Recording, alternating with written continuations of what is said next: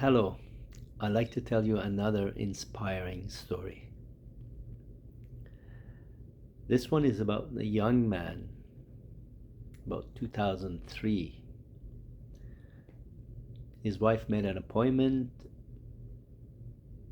for him to come in, and she told me that he was in an accident, motorcycle accident, and broke 36 bone. He had to do graphite of taking muscles from his leg to put in his face. Anyway, he was a mess. The doctors have told him that he would, in the best case, be on the wheelchair for almost the rest of his life, type of thing. And he won't be able to work at all. When he came in,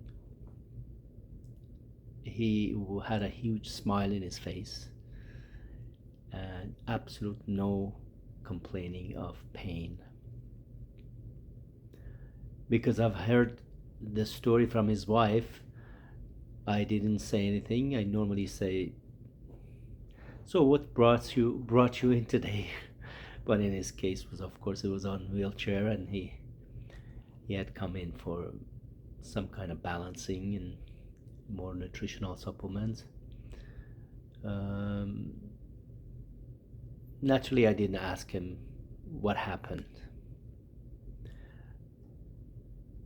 Unless people volunteer and tell the story, I listen. But if something's obvious, I don't like the story to be repeated, simply because it brings a lot of different emotion with it, and it sets up the victimization space.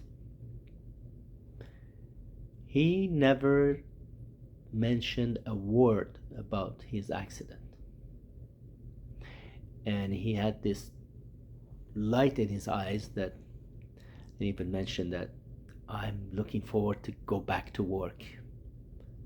Guess what he did?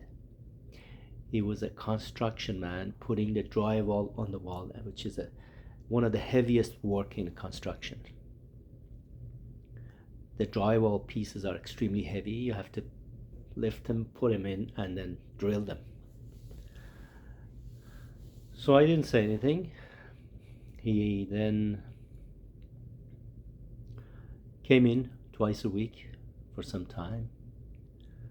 About maybe 6 or 7 times, he walked in with his crutches. He got up from the wheelchair, and shortly after a few weeks, he came in with one crutches. And then I heard from his wife that he's driving now. The energy, the vision that he was seeing himself back to work and living life was tremendous. He didn't even have to say it. It was so powerful. You could see that this guy's gonna be 100% good and healthy very soon. And that's what had happened. He had only one image in his mind: to be up in his feet and going back to work, what he really loved to do.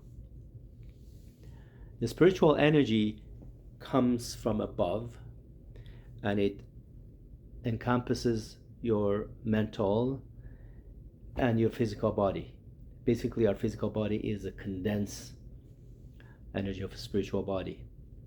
I've seen people who suffer and from a chronic disease, they always like to be involved with this story of victimization, this story of poor me, the story of what happened to me, others did it on me. And you see the drags, the sickness, physical sickness, illness. So it is noticeable and admirable for people who have such an energy that put forward.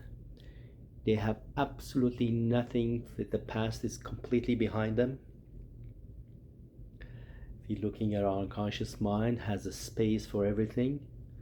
So if you have a future, joy, happiness, prosperity right in front of you. This vision of, say, 180 in your vision and side to side and in front of you, that's where you're going. If you have the pain and suffering in front of you, which means that you're talking about it, that's where you're going.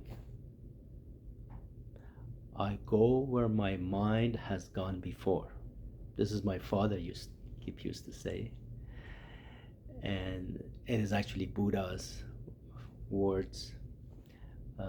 What I'm experiencing today is what my mind has been yesterday. So be completely aware of what are you thinking, how much you're involved with the past, reviewing the past, and how focused you are in the present and the future.